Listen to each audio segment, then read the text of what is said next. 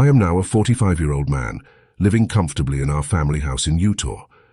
However, life hadn't always been great for me. I moved to the United States after completing high school, so during my 20s I lived in a small apartment with a tiny kitchen and a bedroom. The worst part was that the apartment was in a shady location, because I couldn't afford a better duplex in the city. Despite the less desirable location, the price and the proximity to the bus station made sense, as it would only take me 20 minutes by bus to reach college. Additionally, I worked at a nearby burger station until 9 p.m., which was quite late for that area, as it wasn't a city, and there wasn't much activity after 8 p.m. Everything about that area was all right, except for the old, creepy man who lived right across from my flat. I usually get along with people easily, so trust me when I say that the elderly man was different, and not in a good way.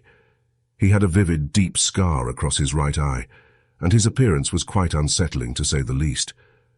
For the first few instances when I had recently moved in, I tried to be friendly by smiling at him whenever our paths crossed, but he never returned the gesture. Instead, he glared at me with his lips tightly sealed.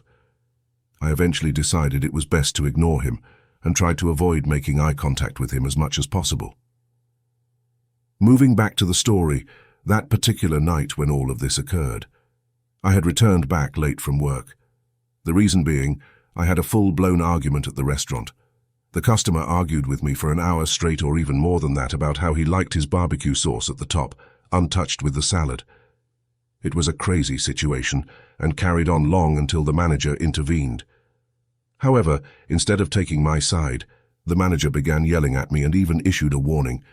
You see, in that restaurant, if you received 3 warnings, you were automatically fired. So, I kept insisting that I wasn't wrong since the customer hadn't mentioned anything about his preference, but no one was willing to listen. Anyways, you get the idea, right? I was pretty stressed out.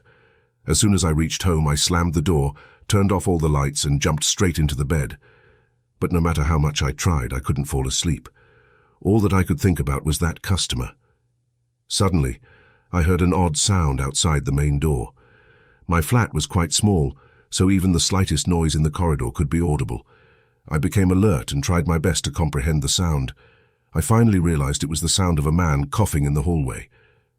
My mind came to a pause. I checked the time. It was precisely 11:37 p.m.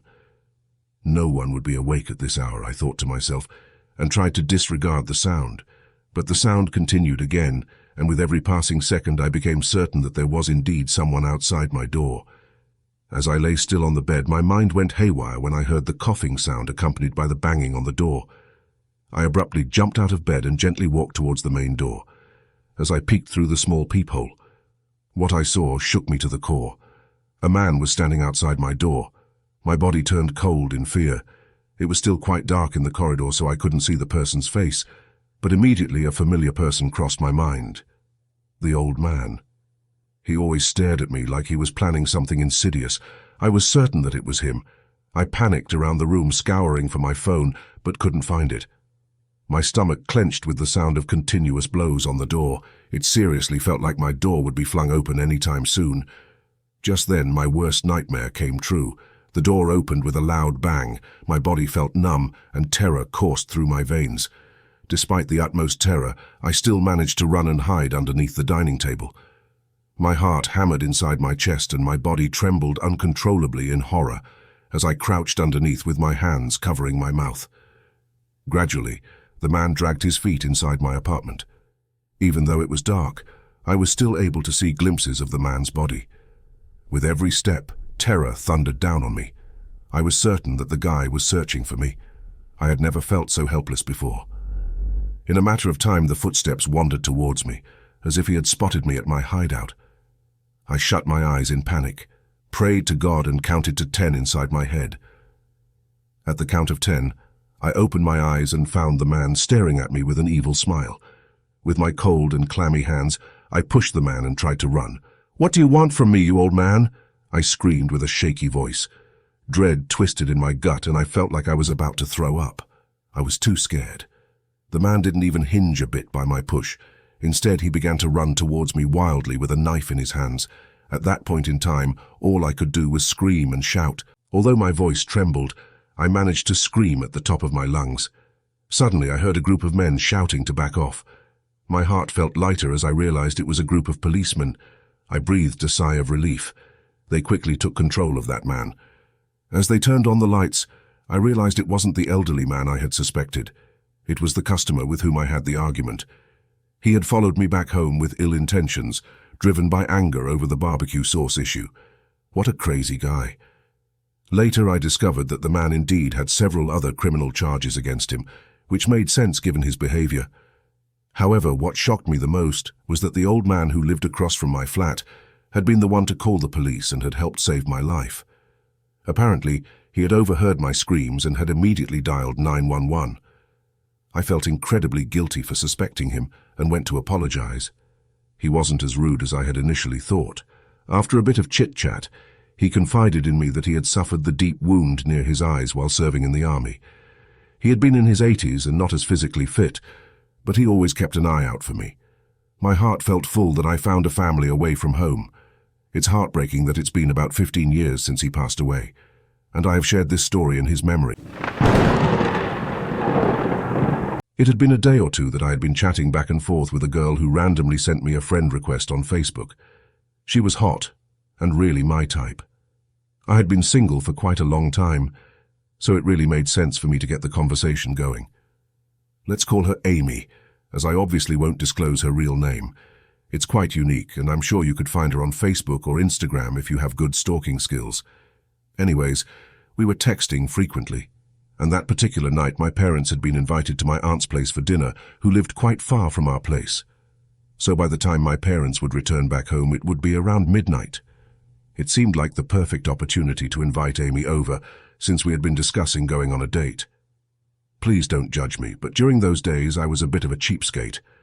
I invited Amy over at my home, just so I could save some money and of course to spend some good time with her. But you need to know I had never invited a girl over, so I was super excited. I texted Amy my location and asked her to reach home at 7 p.m. sharp. And as soon as the time came, she texted me literally right on the dot, saying she was outside. I loved her punctuality, but more than that, I loved her pretty face. She was absolutely gorgeous. I quickly invited her inside and gave her a pretty nervous side hug. I hope you didn't have much trouble coming here. How long did it take you? I asked. However, instead of replying, she stared at me for 10 to 15 seconds and began to laugh in the most absurd way possible. It felt strange, so I tried to change the conversation by asking about her day and all. After some time, I realized that Amy and I didn't have much to talk about. We had been texting back and forth, but in reality, she was quite different. She would just stare at me the whole time with a creepy facial expression. So to ease up the situation, I suggested we watch something on the TV. However, that made it even more uncomfortable. At that point, I realized I wanted that girl out of my home. I quickly made up an excuse that my parents were coming early. However, she didn't want to leave. She kept trying to persuade me to spend the night at my place. I finally managed to convince her how my parents were strict, and they would get ballistic at the both of us if they ever found out that I had invited a girl over. Thankfully, she agreed to leave, and I managed to walk her to the front door. When she was finally gone, I had to ask myself, what did I just put myself through? Not even 5 minutes after she left, she texted me, "Are you sure your parents will be here soon?" I read the text inside and rolled my eyes. Then I threw my phone on the bed to charge while I went to make food in the kitchen. When I got back, I had 5 more texts from her, 3 being question marks, the last 2 being hello with more question marks. That girl was straight up a psycho, no doubt about it. I felt it was best to just block her, and that's exactly what I did. After my parents came, I finally went to bed and tried to sleep. However, I had a really hard time. So, out of habit, I checked my phone. It was about 1:45 a.m. However, what drew my attention was a ton of messages from different unknown numbers. "You lied to me. I love you. Please don't leave me. I will always wait for you," and whatnot. I was certain all those messages were from Amy. I turned on the light and went to the washroom. When I came back, there was a violent knocking on my window. Guess what? It was Amy. She was out there waiting for me like a crazy psychopath. I became nervous. It was the month of December. I couldn't understand how could she stay out there in the cold waiting for me. Before I could do anything, I got a message from an unknown number. Those were pictures of me taken from outside the window. I freaked out and gestured for her to leave, but she stood there smiling at me. I went upstairs to get my dad and call the police. Given that the girl was dumb enough or crazy enough to leave a digital footprint, tracking her and getting charges pressed on her was easy. The police couldn't identify what her real intentions were, but now when I think about that incident, I think she was one of those obsessive girls who would rob and even murder you. I'm glad I got a restraining order, and I've never heard from her again. I have also learned a lesson of not adding unknown people on Facebook. Sure enough, I learned it the hard way. Before you hear me out, let me give you a little backdrop about myself. I have been working as a pathologist for the past few years. I am a well-trained professional in the field of science, and I've been trained to believe only the scientific facts. But the events that took place last month have shaken me to the core and have made me wonder about all the things that I have studied. It all started when I moved to a town in southern Texas. I found a listing of a flat on Craigslist at a reasonable price and moved in. I felt fortunate at that time, since the house was at a perfect location, close to my new job place. However, on the day I moved in, I realized that I was the only person living in that entire large house. The second floor had been locked by the landlord. I didn't pay much attention to it because the house was conveniently close to the lab, making it a logical choice. It was indeed an odd feeling to live in such a large house all by myself. Nevertheless, the convenience of work outweighed the strange feelings. Things seemed to go fine for the first 2 days. I would hear occasional noise coming from above during the night, but I dismissed it thinking it must be some birds or insects. It also didn't seem like anything too big to be concerned about. But on the 5th of September at midnight, my life turned upside down. I was working late, and the time must have been somewhere around 12 to 12:30 a.m. Everything around me felt quiet and tense. I worked from home sometimes, so I still had an hour's worth of work left, but I was starting to get sleepy and a little creeped out by the strange silence inside the house. The isolation of the upper floor fueled my anxiousness, to be honest. So, I thought of making myself a cup of tea. As I got up, I noticed the balcony door slowly creaking open on its own. A gentle breeze of air drifted through the room too, and I assumed it was just the wind. I closed the balcony door but didn't lock it. After that, I went to the kitchen, made myself a cup of tea and returned to my room. As I sat on the bed with my laptop perched up on my lap, I heard a strange noise once again. It seemed like someone was jumping up and down. I set my laptop aside to listen more attentively to the sound. After a brief moment, I became convinced that the noise was indeed coming from the room upstairs. I can't explain what came over me at that point, but I made the decision to go upstairs and investigate on my own. The balcony had a staircase that led to the room above. With a determined walk, I climbed the stairs and maintained my composure as I broke the lock and entered the room. It was pitch dark and filled with dust. The lights weren't functional, so I relied on the soft glow of my phone to guide my way forward. There was nothing creepy about the room besides a photo frame of a man hanging on the wall. After spending a brief 5 minutes alone in that darkness, I decided it was time to head downstairs. Little did I know my life was about to take a horrifying turn. As I made my way towards the door, I noticed something so terrifying. There was a silhouette of a tall, fully grown man standing behind the curtain of the corner of the room. I wouldn't have noticed, but its ghostly white feet grabbed my attention. I ran to the door in an attempt to flee, but I realized the door was locked. To make matters worse, the feet of the mysterious figure began to move towards the side of the room. It continued its creepy advance until it finally stopped, standing right above the unsettling photo frame of a man somewhere in his mid-40s. My heart pounded inside my chest as I prayed for the nightmare to end. Suddenly the photo frame dropped from the wall, shattering into pieces on the ground. Then all at once, I noticed a man staring at me. Its eyes pushed deep into the socket, lips pale blue and 2 holes in the place of noise. I still remember those lifeless eyes devoid of emotions. The air was thick with dread, and I felt trapped within the boundaries of reality and the supernatural. Abruptly, the man began to run towards me in the most bizarre way. I pushed open the door, which fortunately opened that time. I ran to the street with tears streaming down my face.